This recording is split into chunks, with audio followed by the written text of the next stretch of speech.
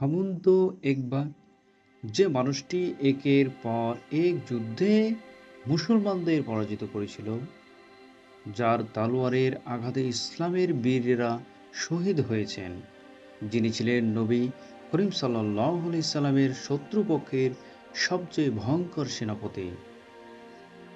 কিন্তু একদিন সেই মানুষটিই নিজ হাতে যে তলোয়ার নামিয়ে রাখলেন আর বললেন, লা ইলাহা ইল্লাল্লাহু মুহাম্মাদুর রাসূলুল্লাহ সাল্লাল্লাহু আলাইহি সাল্লাম। হ্যাঁ, আজ আমরা জানব সেই মানুষটির গল্প। খালিদ ইবনে ওয়ালিদ রাদিয়াল্লাহু তাআলা আনহা, যিনি শত্রু থেকে হয়ে উঠলেন ইসলামের আল্লাহর তালোয়ার, অর্থাৎ সাইফুল্লাহ। মক্কার খ্যাতনামা বংশ বানু মাখজুমের সন্তান ছিলেন খালিদ ইবনে ওয়ালিদ। শৈশব থেকে তিনি যুদ্ধবিদ্যায় পারদর্শী, বুদ্ধিমান, শক্তিশালী ও সাহসী ছিলেন। উহুদের যুদ্ধের মুসলমানদের জন্য সবচেয়ে ভয়ঙ্কর দিনটি আসে তার হাতেই।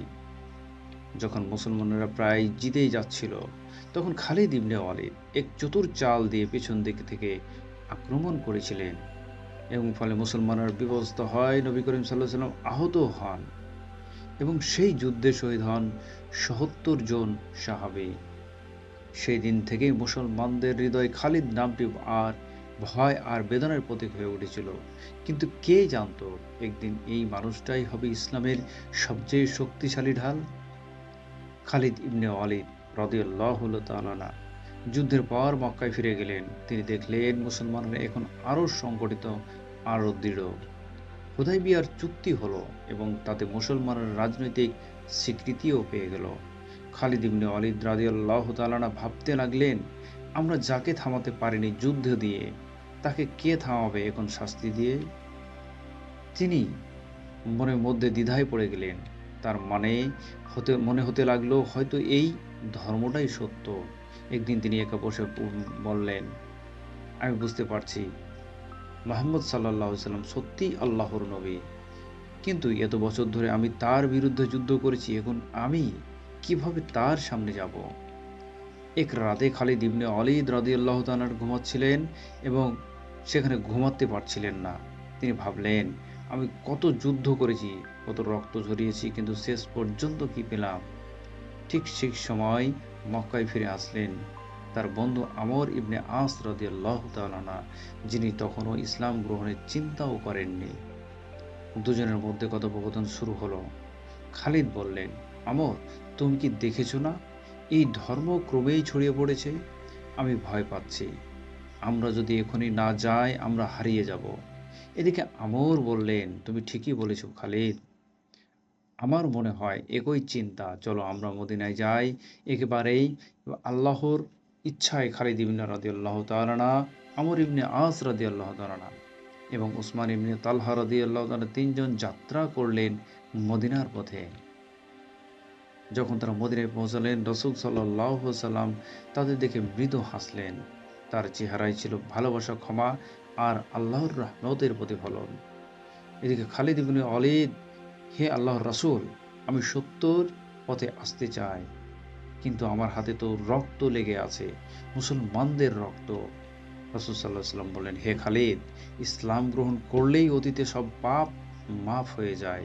আজ থেকে তুমি আল্লাহর সৈনিক। সেই মুহূর্তে খালিদ ইবনে ওয়ালিদ রাদিয়াল্লাহু তাআলা আনহু কেঁদে ফেললেন। তার চোখে জল, কিন্তু মনে এক অদ্ভুত শান্তি। তিনি উচ্চারণ করলেন, লা ইলাহা ইল্লাল্লাহু মুহাম্মাদুর রাসূলুল্লাহ। সেই দিন থেকেই ইসলামের ইতিহাস শুরু হয়ে এক নতুন অধ্যায়। যে মানুষটি একদিন ইসলামের শত্রু ছিলেন, আজ তিনি ইসলামের তালোয়ার সাইফুল্লাহ হয়ে উঠলেন। ইসলাম গ্রহণের পর খালিদ ইবনে ওয়ালিদ এর জীবন বদলে গেল। তিনি একের পর এক যুদ্ধে ইসলামের জয় নিশ্চিত করলেন। মুতার যুদ্ধ, ইয়ামামার যুদ্ধ, ইয়ারমুকের যুদ্ধ। রাসূল সাল্লাল্লাহু আলাইহি ওয়াসাল্লাম তাকে বলেছিলেন, খালিদ হচ্ছে আল্লাহর তলোয়ার, যা কখনোই ভাঙবে না। সেই থেকে তার উপাধি হয়ে গেল সাইফুল্লাহ, আল্লাহু আকবার। খালিদ ইবনে ওয়ালিদ রাদিয়াল্লাহু তাআলা তখন কখনো পরাজিত হননি। তার জীবনের শেষ কথা ছিল, আমি বিছানায় মরছি, অথচ পৃথিবীতে এমন যুদ্ধ নেই যেখানে আমার শরীরে আঘাতের চিহ্ন নেই। সুবহানাল্লাহ। আল্লাহ তাকে হেদায়েত দান করুন। এদিকে খালিদ ইবনে ওয়ালিদ রাদিয়াল্লাহু তাআলার এর কাহিনী আমাদের শেখায়, আল্লাহ যাকে চান তাকে হিদায়াত দান করেন। যে যতই এক সময় ঘৃণায় পূর্ণ ছিল, আল্লাহ সেই হৃদয়কে ভালোবাসায় ভরিয়ে দিয়েছেন। সম্মানিত ভাই ও বোনেরা, এই গল্প যদি আপনার হৃদয় ছুঁয়ে যায়, তাহলে আমাদের চ্যানেলটিকে অবশ্যই সাবস্ক্রাইব করবেন এবং লাইক কমেন্ট ভুলবেন না। আর পরবর্তীতে এই ইসলামের কোন সাহাবীর জীবনী আপনি ভালোবাসেন বা শুনতে চান, আমাদের অবশ্যই কমেন্টে জানাবেন। দেখার আমন্ত্রণ জানিয়ে এখানেই শেষ করছি। সত্য একদিন প্রতিটি হৃদয় স্পর্শ করে, যেমনটা করেছিল খালিদ ইবনে ওয়ালিদের হৃদয়ে। ধন্যবাদ। আল্লাহ হাফেজ।